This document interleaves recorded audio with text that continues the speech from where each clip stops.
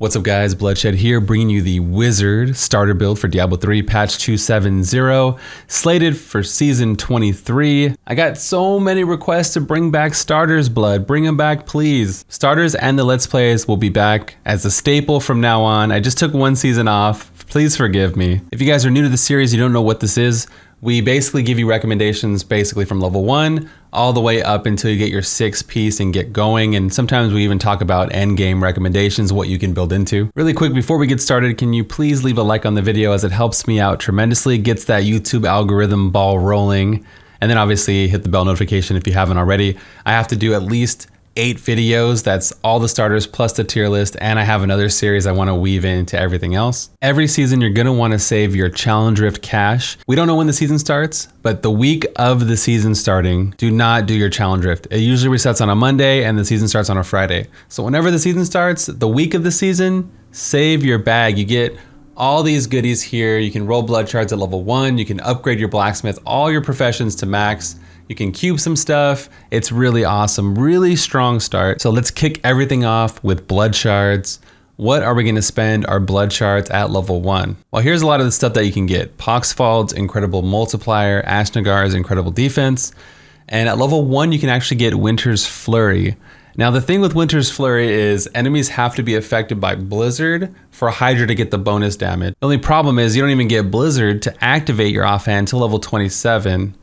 So what you could do is just wait 6 more levels to level 33 and go for the Edge Sigil. And if you happen to get the Winter's Flurry, then it's fine. Winter's Flurry is strong.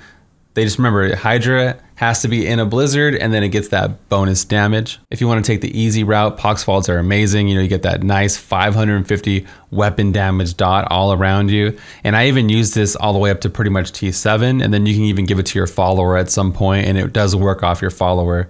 You don't get the legendary affix, but your follower does the damage, so at least it's something. So I'd recommend waiting to level 33 and roll for offhands for Wizard, just kind of bank them. For the Hope of CAIN upgrade, since you are using Tal Rasha is the starter set this season, you gotta go with wands, man. I mean, you can get the Wand of Woe, you can make an Explosive Blast, starter Tal Rasha build. Unstable Scepter, you can get an Arcane Orb, starter Tal Rasha build. A lot of these things, Serpent Sparker. So Tal Rasha, you have to use 4 different elements, but it buffs all your damage, kind of like how the Legacy of Nightmare set works. So you're pretty much good to go. You can use a lot of different things here, a Spectral Blade. So yeah, hopefully you get a good wand. If you don't, it's totally fine. I'm gonna take care of you. Wizard has a really good start if you have the right build. For leveling skills, I'd probably go with Ray of Frost until you get Disintegrate a little bit later on at around level 21. They're both really powerful and you can stay back with them. Wizard gets Power Hungry at level 10. You deal 30% additional damage to enemies farther than 30 yards away from you. So you just kind of stay back and let it rip and blow them up. If you're trying to do Massacre bonuses where you're trying to chain big kills together, using Hydra is really awesome because it helps keep up your Massacre bonus when you're in transition to the next pack, so I'd recommend that. I made a little graphic for legendaries to look out for. Now there is a huge list of things. I know it looks a little jank, but bear with me, okay? I just threw this together today.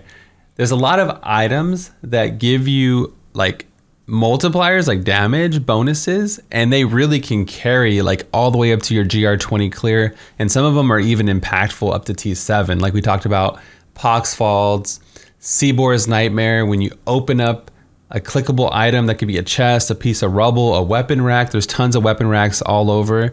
A giant like explosion of haunts, like the Witch Doctor haunt spell, goes all over and starts haunting, killing everything. It actually just kills elites to half health on T1. The same thing, Band of Hollow Whispers.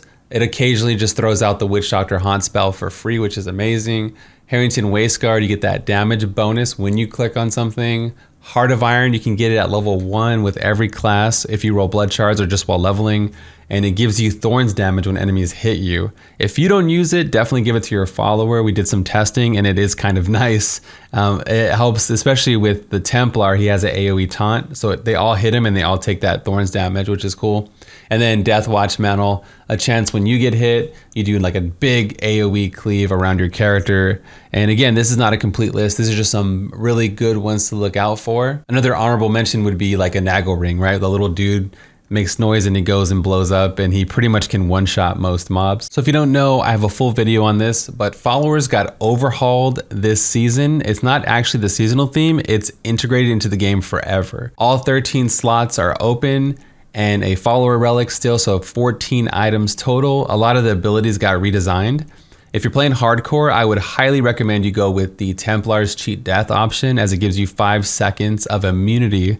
It helps prevent against disconnects or if you make mistakes. Again, check the video for more info, as there's a lot to the new follower system you might want to pay attention to. All the classes have a cheat death. The Templar one is just really good. If you're playing monk, you might want to go for attack speed in your build, or if you're going with like a spectral blade wizard, you might want that extra attack speed juice. Always take the 10% increased damage bonus for all classes. All 3 have a cheat death and all 3 have a 10% damage increase. The Enchantress also has a 5% cooldown bonus, which could be important if you're using Archon or any kind of cooldown based build. But the best DPS option has to be the Scoundrel, as he gives you crit, and he has this ability called Knight's Veil.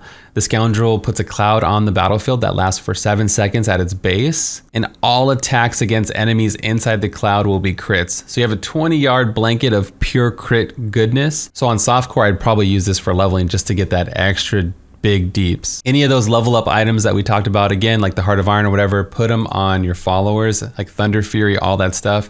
It'll help. They'll do more damage. They're really impactful from like level 1 to T1. As soon as you hit 70, remember we have the Challenger of Cash. We're able to unlock our blacksmith all the way to max level, which means you'll be able to craft a Sage set right out the gate. Sage set is auto learned at the blacksmith now, and it emanates, so you can either wear it or give it right to your follower, because you might be using your Haedrig and then you can give your Sage set to your follower, so you'll be getting those instant DBs right away. You really need to just do that and give it to them as soon as possible.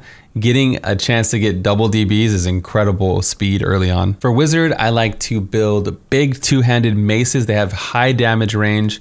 It scales off your abilities, does tons of DPS. It also attacks slower, so you don't burn through your resources right away, because, you know, early game, you're not really optimized. You can go to the blacksmith and make a rare wizard hat, a wizard helm, as they do have an ability called critical hits grant arcane power. We call it APOC, arcane power on crit. So that can also help your early game resource needs. And of course, if you kill Malthael at any difficulty at level 70, you can make Reaper's Wraps. The first GR you kill every single season, you want to rush at least a level 1 GR to get the powerful gem right away. And honestly, if your gear is bad, like I would start looking for gear the whole way, looking for those double crit rings early, even from like level 60 to 70.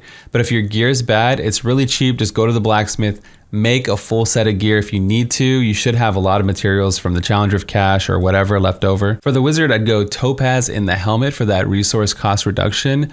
And I would look for double main stats, so intelligence, vitality, and then double crit, like crit and crit damage. As these early game juice stats are just gonna help destroy everything. You'll pretty much crush everything up to T4, T5, which is where your GR20 clear is. Now for the Tal Rasha set, the 2-piece, you get a meteor falls from the sky every 8 seconds when you use a different element type.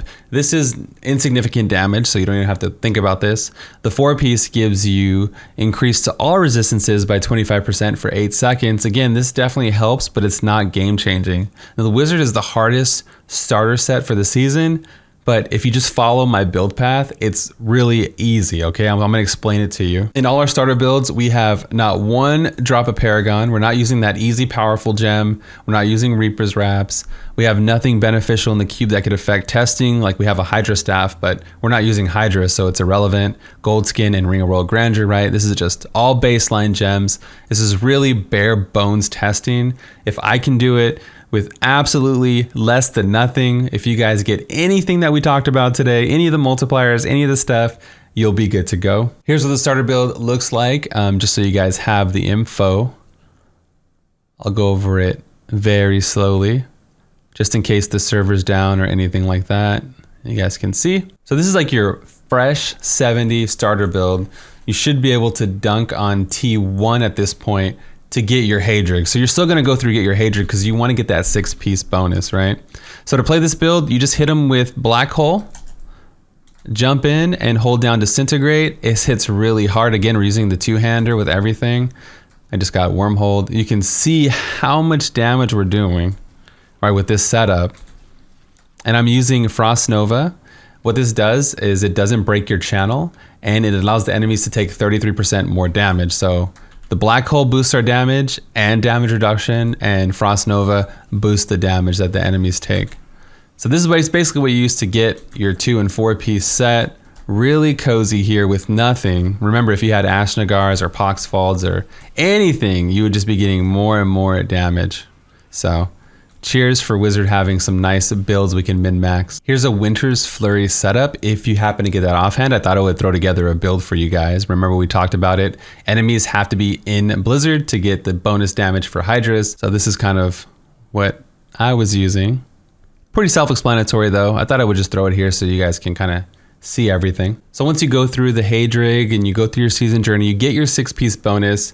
Attacks increase your damage by 2,000 per element. So you have to use 4 different elements. In this case, we're using Cold Arcane Orb, Lightning, Fire, and actually Teleport Calamity procs arcane damage. It's incredible for Tal Rasha.